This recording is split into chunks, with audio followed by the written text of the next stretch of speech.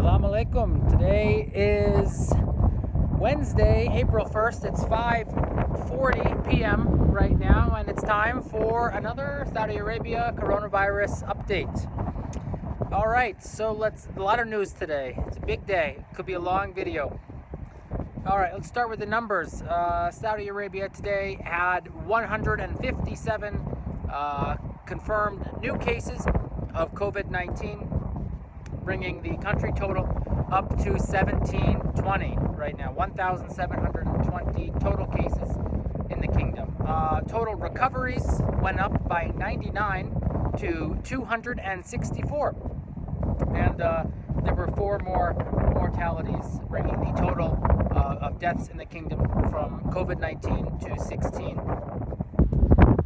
And worldwide, the total is 884,000 total cases, and that's an increase of 72,000 from yesterday.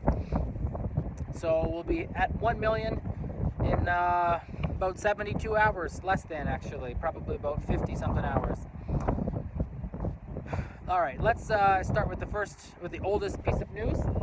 I was uploading my video yesterday evening, and I got an email from the American Embassy, from the State Department in Riyadh, and they told me that they had scheduled their first flight out of Saudi Arabia, and that is scheduled for this Friday, April 3rd in the morning. Now I can't leave my province of Asir. No one can move provinces. There are no domestic flights, so I couldn't get to Riyadh anyway, which is where the flight is leaving from. It goes from Riyadh to Dulles Airport in Washington, D.C. And I wouldn't have taken it anyway if I could. The price tag on this flight is quite expensive. Tickets start at 6,000 Saudi riyals. That is about $1,600 US, and they go up. The tickets go up to 16,000 SAR or Saudi riyals, which is the equivalent of about $4,250 US for a business class ticket from Riyadh to Washington, D.C. Now, I guess if you're working in one of these big industries, big money industries in Riyadh, maybe you got the money to drop on a flight ticket like that. But I definitely don't. I mean, I guess I do, but I wouldn't spend the money. Plus, I still have another 6 weeks left in my contract, and I would have to fly. I would have to get to Riyadh and then fly from DC to Boston, which is close to where I will be going this summer if I'm allowed to leave. So anyway, that's the first flight out. Not sure when the next ones will be, but that gives us a pretty good metric for what the cost of these tickets home might be. I was looking at plane tickets, the prices for them maybe 4 weeks ago, before the international ban was put in place, and I found tickets one way all the way from Abha Airport in Asir province to Boston, Massachusetts. The lowest I found the price for was $722. So that's a whole, it's 3 flights, at least maybe 4, to get home for less than half the price of what a one-way from Riyadh to Washington will cost. All right, so let's move on. New news: McDonald's, the fast food company, they're giving away free lunch and breakfast, not to me, but to members of the Saudi police, medical, and traffic professionals. So if they have to come in, they have to come into the restaurant to get it. They don't deliver it for free, I believe. But that's nice that they're supporting some of these first responders in this difficult time. What else? I should say where the new cases of coronavirus in the kingdom are located, because it's kind of a strange one today. We got 78 cases of these 157. 78 cases in Medina, 55 in Mecca, 7 in Riyadh, 6 in Qatif, 3 in Jeddah, and then a few other ones. and some smaller cities. None in Asir province, thankfully, not today. So that's where the cases are.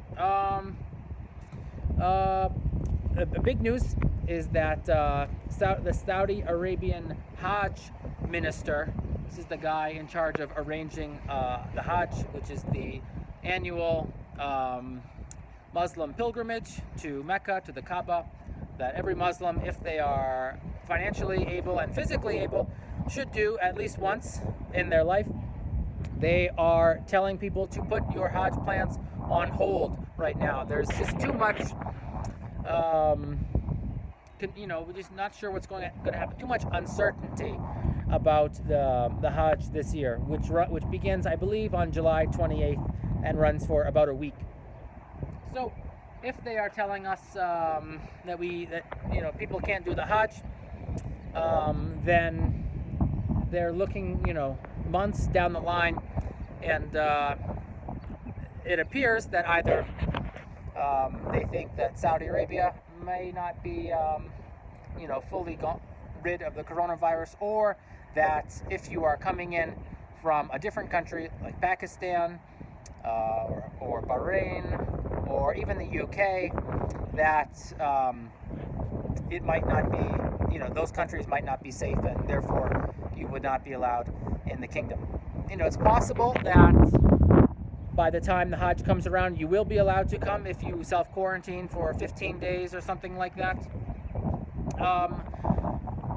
But that's kind of up in the air. Now, I haven't given my predictions, my official predictions, right now for what the future of the Hajj is going to be this year. I do have them. I will give them to you now. My prediction for the Hajj, and there is precedence for it being canceled in the past, and I'm not exactly sure on Islamic law and what is permissible and not permissible to cancel Hajj for, or for whom to cancel Hajj. But my running theory is that the Hajj will be allowed for people who are already in Saudi Arabia. I think if you're already in the kingdom and you want to do Hajj this year, you will be allowed to travel to Mecca to do it. But if you are living outside of the kingdom, you will almost certainly not be allowed to come into the kingdom to do Hajj. I'm not sure if that's ever been done before, or if that's something that is on the table, but that's my working prediction right now. So April 1st, mark that down, and we'll find out what the truth is in several months from now. Hopefully after I'm back home and I've stopped doing these vlogs. All right. If you were wondering if you can still get international mail delivered in Saudi Arabia during this crisis, yes, you can. You can still order stuff on Amazon, eBay, whatever other websites there are, and have it delivered in the kingdom. I'm not doing this, but I just thought it's worth mentioning in case some of you were curious. All right. The king has announced there's no need to bring proof of residency to a hospital in order to get treatment for COVID-19. It's a great move. I don't really know how many people there are in the kingdom who are in that situation. I wouldn't know in any way, but it's nice that that's being offered to those who don't have the proper documentation. In a public health crisis, we have to bend certain rules, and in order to prevent the spreading of disease and so forth. All right, now what I want to spend the last, it's going to be a long time probably, talking about is this oil war, oil conflict, whatever you want to call it, this oil supply thing that's going on right now. And we got a lot of news about this. So first off, IOC, which is India's top oil company, they've invoked force majeure. That means major force. It's sort of like when you want to invoke something in a contract, like it's out of everyone's control. It's an act of God that for some reason prohibits you from being able to fulfill your terms of the contract. India has invoked this in order to stop purchasing what I assume is some sort of contractually obligated quantities of oil from the United Arab Emirates, from Iraq, and from Saudi Arabia. And I believe that the UAE has gone ahead and said, that's fine, we accept the force majeure, you don't have to buy our oil at this time, but they're still waiting to hear back from Saudi and Iraq on that. So we can see, already India's storage facilities, they're just full up. The rest of the world is, we're encountering this same situation. There is not enough storage to keep all of this crude oil that's being pumped out. And, once it gets pumped out, it has to be consumed or stored. You can't really put it right back in, as far as I know. So we're looking at a gigantic global oversupply level of oil. And it's estimated that around the demand for oil worldwide has dropped about 20%, since the coronavirus popped onto the world scene. That's a gigantic amount. Oil prices, the price for a barrel of oil has dropped more than 50%. It's down like 60% right now. There's talk even about, in some regions, for the price of oil going negative. Now that means that the supplier would literally pay you to take their oil. Now it doesn't really make sense at first sight. Why would you drill oil unless you were making a profit off of it? Why do that? You're just losing money at that point. Well, let's go over some figures, and then I will try and explain this as best I can. As far as I know, I am not an energy analyst. I'm just some guy with a phone, and I'll just give you my thoughts on that. So let's talk about some statistics first. Saudi Arabia actually began today pumping 12 million barrels a day, which is the most they've ever produced per day. Oil, the petroleum sector, we'll say, makes up 87% of the oil revenues in the Kingdom of Saudi Arabia, and it's similar across all petrostates like the United Arab Emirates, Bahrain, and so forth. It makes up 42% of the GDP of Saudi Arabia. Saudi is the biggest oil exporter and the second biggest oil producer, or at least it was last year in 2019. America was the largest oil producer, but they weren't exporting the most. They were consuming a lot of that domestically, but Saudi was the biggest oil exporter. They probably are or will be the biggest oil producing country later this year, if they're not already, because it's less profitable for American oil companies to make money, since the price of oil has dropped down to very low, we'll say. What else? Also, the United States they intend to buy 77 million barrels of oil to put in their storage reserves in Louisiana and Texas, 2 states in the south of America. And supposedly they'll start doing this in a couple of weeks. They only have the supply chain to buy 2 million barrels to transport, 2 million barrels max per week. But soon, I assume that this oil war will continue for months, that eventually those reserves will probably be filled up or almost full. All right, so basically what's going on with this oil war? Why are these countries like Saudi and UAE, why are they drilling so much oil? What are they getting out of this? Well, how can I explain this in a way that I understand and that other people will understand? Well, oil operates on a scale of pricing. So, for example, in Canada, it might cost $40 to get a barrel of oil out of the ground. And so, therefore, for Canada to make any profits, they have to sell that oil for more than $40. And obviously, the more they sell it for, the more they can sell it for based on the world market, the more money that the Canadian oil companies make. And so some rigs in Canada might be 40, some might be 35 to hit profitability. In Saudi Arabia, it's the lowest, they have the lowest threshold of profitability in the rest of the world. It costs Saudi, I think, about $9 to get a barrel of oil from the ground up into a barrel somewhere. And I think that those figures were released when Saudi Aramco went public later, or last year, I believe it was, in 2019. Might have been 2020, I forget. I think it was 2019. So anyway, we're seeing that right now, if oil prices are at 20 or 15, Saudi Arabia is still making a profit.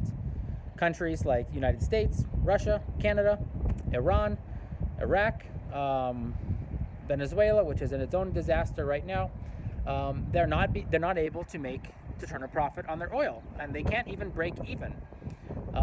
So what's the point in them drilling oil if it costs America, $30 to get a barrel of oil out of Texas?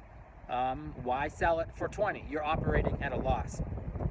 Well, another part of this oil industry that you have to understand is that a lot of these oil companies, at least in America, but I assume pretty much around the world, are massively over leveraged. They are in debt. You might think that the energy sector, being one of the most profitable in the world historically, is operating deep in the black, deep in profit, but that's not actually true.